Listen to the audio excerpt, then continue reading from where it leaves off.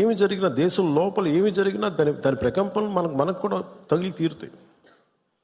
Maybe ఒక సగటు మనిషిగా బతికే మనకి అంత అవసరం లేకపోవచ్చేమో, కానీ మామూలు మనిషికి అవసరం లేకపోవచ్చేమో, కానీ being a political party, regional పార్టీకి మనకు ఎందుకు అనే ఒక మైండ్ సెట్ ఉంటుంది. మన సంబంధం నేను చెప్తున్నప్పుడు బిగినింగ్లో జాతీయ సమస్యల గురించి నేను మాట్లాడుతున్నప్పుడు చాలా హాస్యాస్పదంగా ఉండేవాళ్ళు అందరూ నాతో. నీకు ఎందుకు ఇవన్నీ స్టేట్స్ విషయాలు చూసుకుంటే, state is a part of the country కదా, state is a part of the nation, how do we ignore? కానీ ఈ లిమిటెడ్, ఈ తక్కువ స్థాయి ఆలోచన విధానంతో మనం ఎప్పుడు బయట ఆలోచించాం, పరిధి దాటి ఆలోచించాం. సో ఇప్పుడు నేను ఆ దేశం కోసం ఎందుకు ఎంత తపన పడతానంటే, if borders are not secured, Kashmir భారతదేశం అంచు దాడితే పాకిస్తాన్ వస్తుంది. ఆ హద్దులు బాగలేనప్పుడు దాని ప్రకంపనలు ఇక్కడ దాకా వస్తాయి. మియాన్మార్లో గొడవలు జరిగితే మనకు ఎందుకు అనుకోవడానికి లేదు. అక్కడి నుంచి రోహింగ్యాస్ వచ్చేసి ఇక్కడ మనకి ఆంధ్రాలో కూడా ఉంటారు చాలామంది.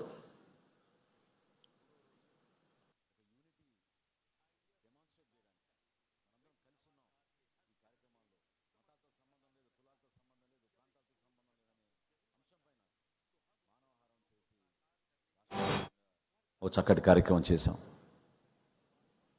ఆంధ్రప్రదేశ్ నుంచి 2 పౌరులు మనం కోల్పోయాం. దేశం 26 కోల్పోయింది. కానీ దీనికి సరైన ధీటైన సమాధానం కేంద్ర ప్రభుత్వం చాలా స్పష్టంగా చెప్తుందని గౌరవ ప్రధానమంత్రి గారు అనేక సందర్భాల్లో చెప్తారు. వచ్చే ఉపద్రవాలు ఇలా ఉంటాయి.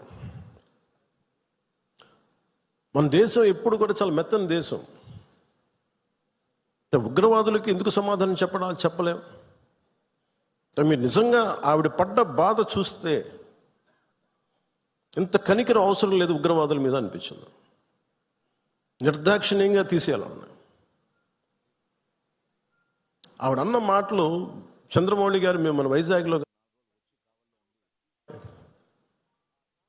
రిటైర్మెంట్ ప్లాన్ ఏం చేయాలో, పిల్లలు అమెరికా వెళ్ళిపోయి ఏం చేయాలో తెలియక జస్ట్ ఒక 5 రోజుల కన్నా వెళ్తే ప్రాణాలు పోయినాయి. మీరు ఊహించుకోండి, మన సరదాగా చాట్ తిందామని చెప్పి హైదరాబాద్లో గోకుల్ చాట్కి వెళ్తే బాంబ్ బ్లాస్ట్ జరిగింది, ప్రాణాలు పోయినాయి. Simple chat. అలాగే పార్క్ వెళ్దాం, లుంబిని పార్క్ వెళ్ళి కూర్చుందాం పిల్లా పాపలతో అంటే బాంబులు పేలినాయి. అంటే ఉగ్రవాదం తాలూకు పంజా అన్నిటి మీద ఉంటుంది. దీంట్లో దాదాపు 26 మంది చనిపోయారు. అంటే ఉగ్రవాదం తాలూకు పంజా అన్నిటి మీద ఉంటుంది. దీంట్లో దాదాపు 26 మంది చనిపోయారు. ఈ గుర్రాలని తీసుకెళ్ళి ఒక్కతను మటుకు ఒకే ఆయన ముస్లిం, మిగతా 25 మంది 25 మెంబర్స్ హిందూస్. అది కూడా ఆయన ఎదిరించాడు. గుర్రాలను తీసుకెళ్లే వ్యక్తి ఉగ్రవాదులు ఎదిరిస్తే ఆయన చంపేశారనేది వార్త. అంటే కశ్మీరు మనందరం ఒక అందమైన లొకేషన్ చూస్తే మేము చాలాసార్లు అంటే నాకు ఎందుకు కశ్మీర్ అనేది ప్రత్యేకంగా నాకు తగులుతూ ఉంటుందంటే, యాజ్ ఎ లీడర్ మీరందరూ కూడా as a political party stake హోల్డర్స్గా మీరందరూ you have to read history. అంటే ఇవి భవిష్యత్తులో జరగకుండా ఉండాలి అంటే దాని తాలూకు కశ్మీర్లో తూటాలు పేలితే దాని ప్రకంపనలు ఇప్పుడు మన పార్టీ దాకా ఎలా వచ్చినాయో, ఇది దేశం అంతా ఇట్లాగే ఉంది పరిస్థితి. అంటే ఒక వాస్తవాన్ని వాస్తవంగా చెప్పడంలో తప్పే ఉంది అన్నాను. మన జర్నలిస్టులు కూడా మాట్లాడుతూ ఉంటే ఒక వర్గం మీద ఇంకో వర్గం అంటే మీరు ఎందుకు ఇంత లోపాయికారిగా మాట్లాడతారన్నాను. సన్నాయి నొక్కులను ఎందుకు నొక్కుతారు మీరు? When you are targeted based on your religion, let us say it, చెప్దాం దాన్ని. అంత మాత్రాన ద్వేషమని కాదు, ఉగ్రవాదుల మీద కోపం అది. మన నాయకులు ఇంతమంది ముస్లిం నాయకులు ఉన్నారు ఇక్కడ మనకి. ఈ రోజున మనం వివక్ష చూపించామా భారతదేశంలో?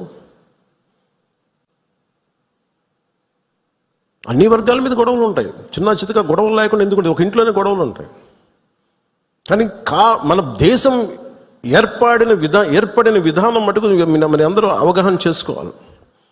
ఎందుకంటే ఎందుకు నేను 3 రోజులు సంతాప దినాలుగా ప్రకటించిన ఆ బాధ నాకు తెలుసు ఎలా ఉంటుందో.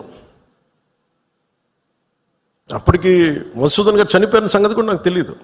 ఎందుకంటే నేను 86 నుంచి 89 దాకా మన్నయ్య గారి చుని గారి సినిమాల్లో చాలాసార్లు మేము అక్కడికి వెళ్ళేవాళ్ళం. 3 to 4, 86 to 89. ఇంకా కశ్మీర్ ఉగ్రవాదం ఇంకా పైకి రానాలి, ఇంకా వచ్చి తొలి దశల్లో 89లో స్టార్ట్ అయింది. ఇంకా 90sకి దాదాపు ఎన్ని వేల మందిని చంపేశారు. కొన్ని లక్షల మంది కశ్మీరీ పండిట్స్ని వలసపోయేలా చేశారు.